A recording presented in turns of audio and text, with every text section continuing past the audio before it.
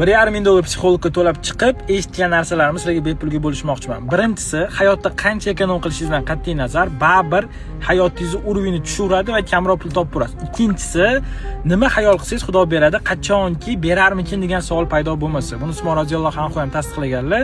Alloh xayol qildirmaydigan narsani bermaydi deb aytganlar. Ya'ni nima xayol qilib turib Xudo beradi shu narsani desangiz, o'xshab ketaveradi. Uchinchisi, qancha energiyangiz ko'p bo'lsa, shunga yarasha ko'proq pul topib turasiz. Energiya qanaqa bo'ladi? Zaldan bo'ladi, pul topishingizdan bo'ladi. Qancha hayotda energiyangiz ko'proq bo'ladigan bo'lsa, shuncha daromadingiz ham oshib boraveradi.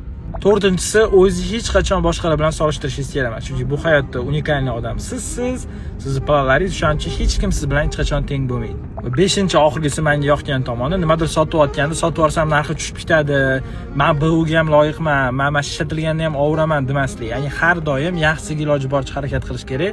O'shanga yarasha energiya olasiz, o'shanga yarasha yangi narsalarni ishlatib, standartingiz oshib boraveradi. Mana shu 5 ta narsani bilish uchun men 1,5 ming dollar to'lab psixologga kirdim. Asliga bu narsani tekinga bo'lishdim. Xudo xolisa obuna bo'lib qo'yinglar, chunki bunaqa informatsiyalar hali ko'p.